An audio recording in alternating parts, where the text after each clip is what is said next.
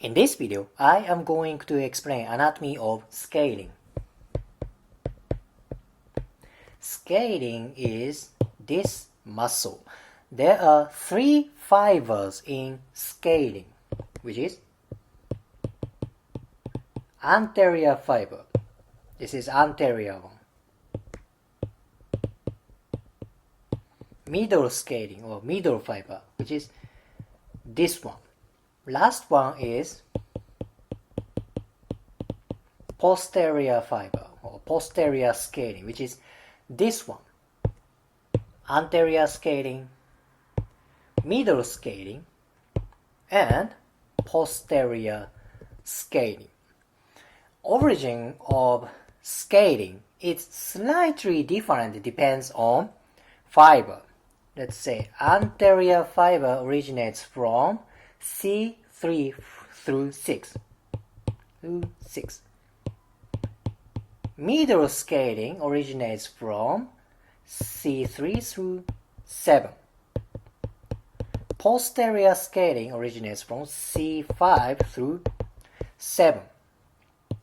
It's slightly different, depends on fiber. However, in my opinion, you don't have to remember every single number of attachment. Let's say you don't have to remember anterior scaling is from C3 through 6. I think depends on people, origin is slightly different. Maybe it's from C4. It can be one level lower. Let's say middle scaling. Maybe it's from C4 through C7 or C6. Muscle is slightly different, depends on people. So I recommend you to remember origin of scaling is cervical spine, and it's from transverse process.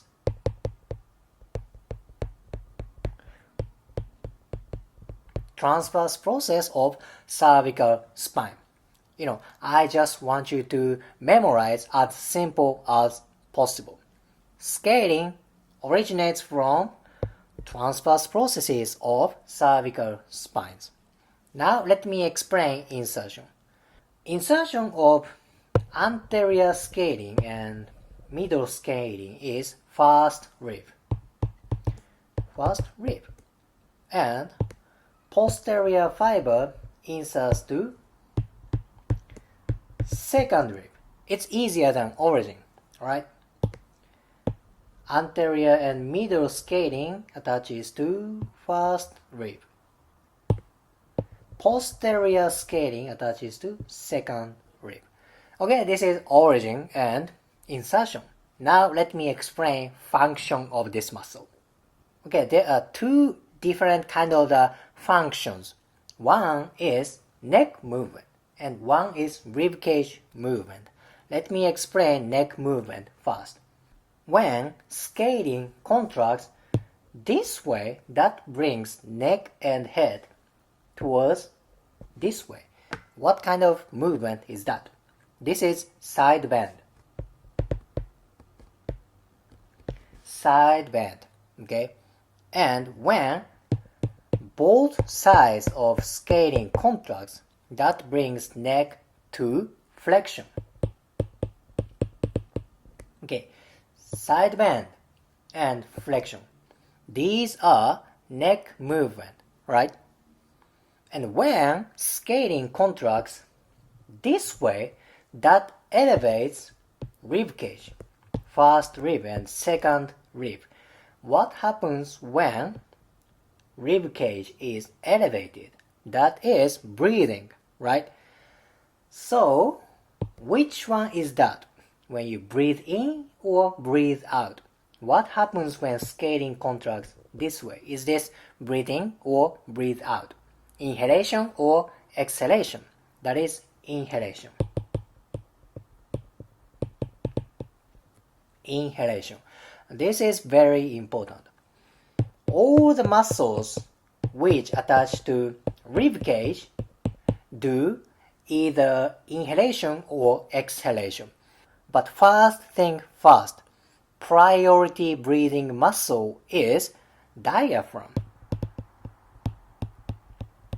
Okay, so other muscles should work as secondary breathing muscle. So is skating. So this muscle should not work 24 hours for 365 days. Okay, this is just secondary. Now, what happens if this muscle needs to work all the time? That's gonna be a problem. But how come? Why is that so important? Because few tissues pass between anterior skating and middle skating. What is this yellow one? This is brachial plexus. Brachial plexus. Plexus means bundle of nerves. You see, there are many nerves running around here. So this brachial plexus penetrates between anterior skating and middle skating. What happens when skating contracts chronically for long time? Maybe that can compress brachial plexus. By the way, brachial plexus sends nervous tissue basically everywhere in upper extremity. So when this place gets tight, that can create impingement for brachial plexus. Now what's going to happen? That can create pain and numbness around this area. That is why flexibility and resiliency of skating is very important, because brachial plexus penetrates between anterior fiber and middle fiber. And one more thing, one more tissue penetrates between anterior fiber and middle fiber. That is this one, this red tissue. This is subclavian artery. Subclavian artery. Yes, this big artery penetrates between skating. By the way, this blue tissue, this is subclavian vein. Vein does not penetrate in skating. Only subclavian artery penetrates in skating. So what happens when skating gets tight? That can diminish blood flow of subclavian artery. Subclavian artery is big artery. Now this subclavian artery becomes axillary artery, and this artery sends blood to upper extremity. Now that sounds very important. What happens when there is tightness around skating? Maybe blood flow is diminished, right? Now what's gonna happen? Oxygen and nutrition is now decreased. What's gonna happen? Maybe that can create pain and numbness.